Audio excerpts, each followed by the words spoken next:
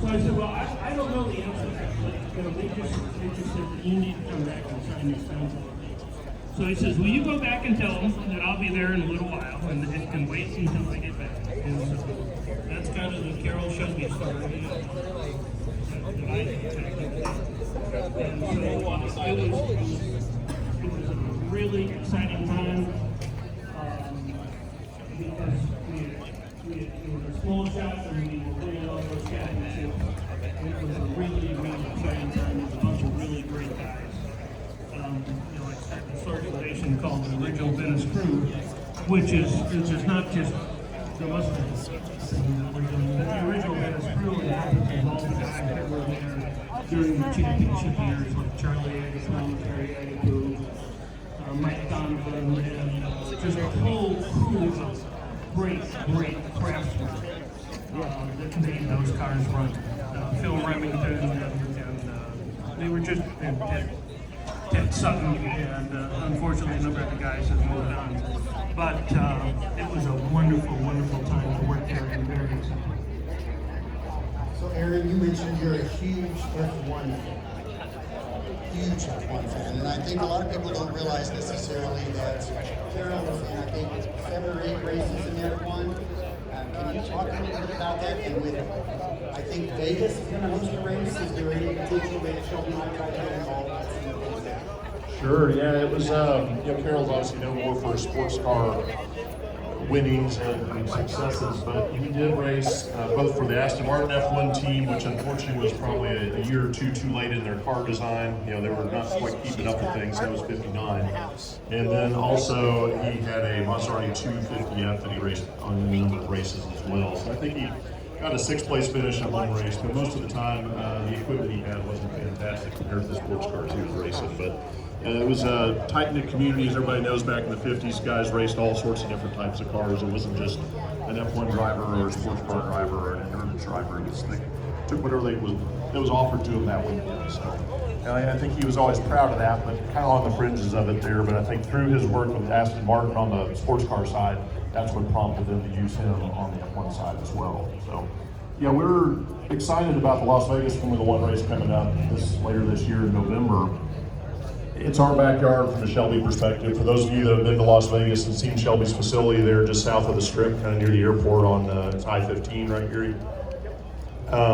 We've got a great facility there where we're not just putting the cars together, but we have our Heritage Center and store, and we do a lot of tours through there as well. And so we view the Las Vegas Formula One race coming to town as a huge opportunity to promote our brand.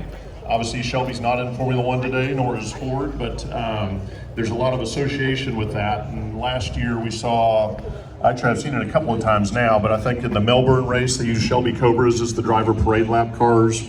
I've got pictures of Sebastian Vettel and Lewis Hamilton taking parade laps in the Cobras through different races down in Austin and elsewhere as well. So we're excited about that. We've been talking with the organizers of the race about how we could utilize the Shelby facility for certain events through the weekend. So just really overall very excited about the race coming into our hometown. Las Vegas is very excited about it. I think the world's pretty excited about having it in Las Vegas. It will be a first-year race, so we'll see how all the different go and try to figure out. But it should be a fun time, and we're really looking forward to that. I think that's going to play out being able to stop by Kelly where we go. So does that mean you're going to drive anything from your road or anything driving get over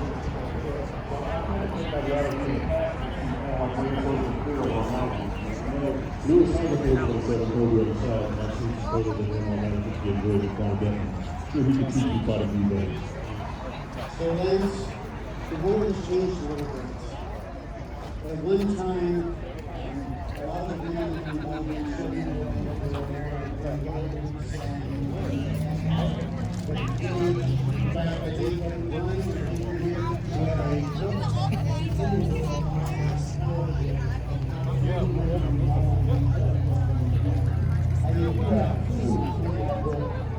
I think at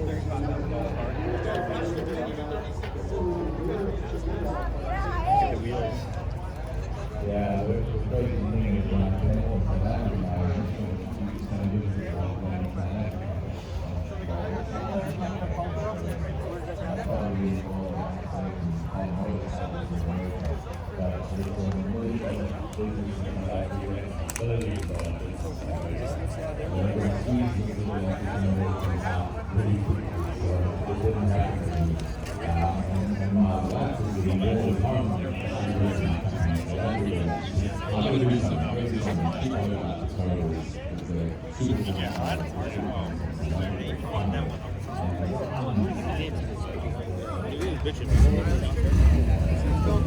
Second and third level set. First number one.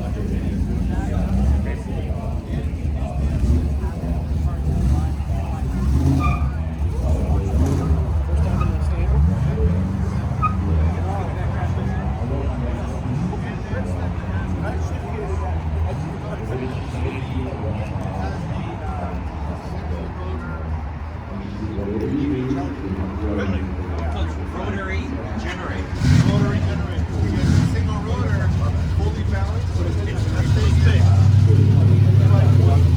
Like the original Mazda commercial.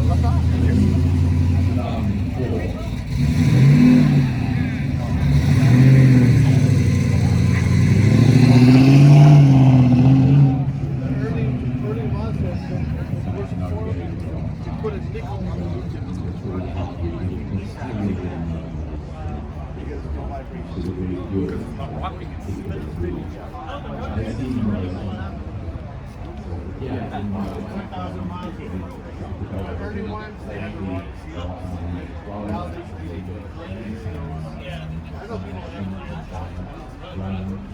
I had a guy who used to work for me at, what's the one before that?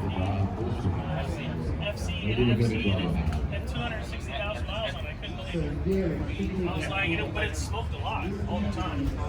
Well, it burns oil. No, You but mix like- oil in it, it burns oil, and then squirts oil. It was blue.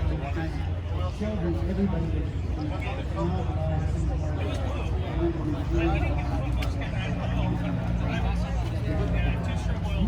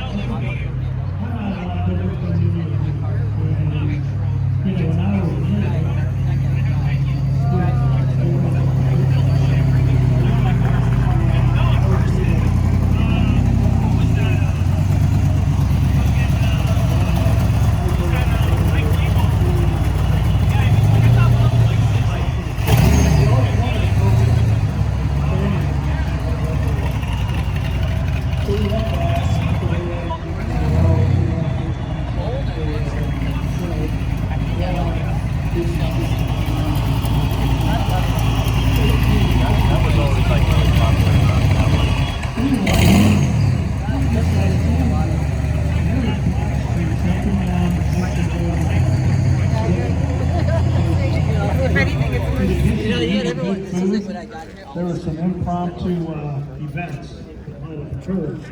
So that had quite an impression on this young guy. And so as time went on, it came time for me to have a car, and I could see this coming. And I remember telling Uncle Ray I had only 8 years left till I could drive. So I was thinking about this for a while. So this is premeditated, and I'm still blaming my parents for my problems. At any rate, so as things would go, I started mowing lawns a lot because that was the entrepreneur. It has a big engine in it, and redid the front suspension. And while we were working on that car, the other guy shows up and says, "Well, independent rear suspension is Ford trying to develop in 1964 or 5. And as it turns out, I worked out was the airport facility trying to install the independent rear suspension in that Mustang that Ford had nixed because of additional price. So anyhow, we put the car together with the independent rear suspension.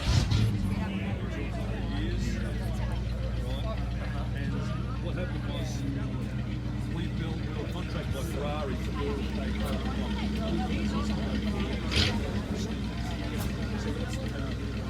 really great street trick cars because they're all licensed on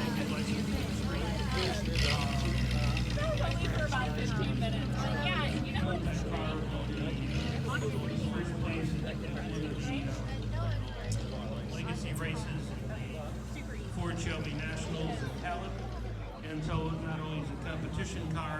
street car, and we were fortunate enough to win Best in Class for the concourse at the Wynn Hotel in Vegas just a few months ago. So it's an all-around car, and so one of the aspects of it that makes it so unique is it's the original guys who built the very first car, building these continuation cars licensed by Shelby in a Carroll Shelby owned facility. So you can't get much more authentic than that when you have the original guys doing work in a Shelby facility licensed by Shelby. And so we have a great time with the cars, and the people buying the cars love them, and so we're trying to continue that legacy along with the we're continuing with the apparel as well that was in the movie, the jackets and the shirts and all those things. And so we're just trying to continue to carry the torch from the 60s kind of era. And it's great to be in partnership with Aaron and Lance and Gary here. And it's a great time. And I can also tell you, that I've been around these guys, and they have the same enthusiasm that we had in '65. I mean, it's a really great group of people, Aaron and Lance and Gary, and you kind of had to be there in '65 to see what went on. But these guys kind of lean right into that same field. So Aaron, the Peterson has had a very long relationship with Shelby. I heard Carroll once claim that he introduced Bob and Margie and they had their first date. It's hard to believe it was 10 years ago, almost 11, that Carroll passed, and we did have an amazing tribute that Ford funded right here, thanks to Bruce and all of the team. It was spectacular. It's been 100 years since Carroll was born. It's been about 11 since he passed. What do you think Carroll would think of the car culture today, and especially at events like the Peterson where all of these wonderful people have come? It's interesting you bring that up because for a lot of Carroll's life, what he's really known for is looking forward and what was the next best thing coming out, what was the next car, what famous were saying. And it was later in his life, I'd probably say in the mid-90s or so, as he started to look back on what the history was and what was accomplished. And sometimes it was the SAC events, and sometimes it was events like this.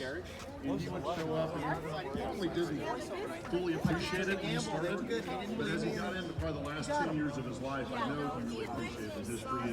And as Jim was talking about the camaraderie that Shelby American had at the time, and what they accomplished, such a small company coming out of Southern California going to dominate the world stage, really on an overnight basis. So for him, I think today he would be surprised at the enthusiasm. I know I am. When Gary and I are in Paris, or we're in London, or we're in Los Angeles, or we're in Detroit, or we're in Austin, and the enthusiasm around the Shelby brand continues to be really strong. And a lot of that's attributable to the people that are at Shelby American today. It's attributable to people like Rich McDonald and Jim Marietta who carry the torch for the people that worked on these cars in the 60s. And ultimately, it's the team atmosphere and the family aspect of it, I think.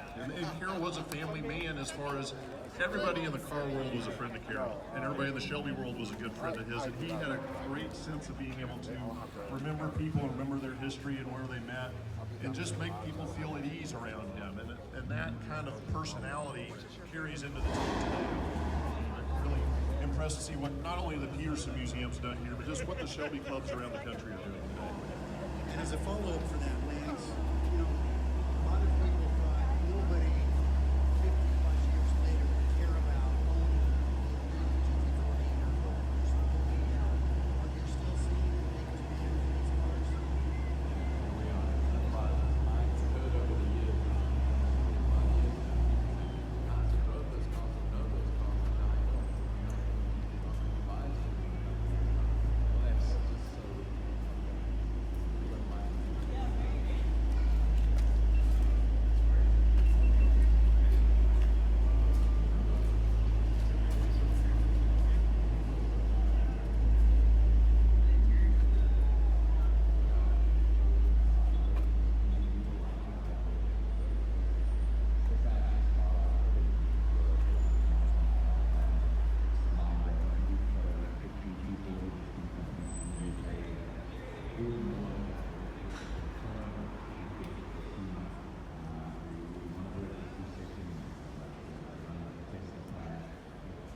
it's moving ahead.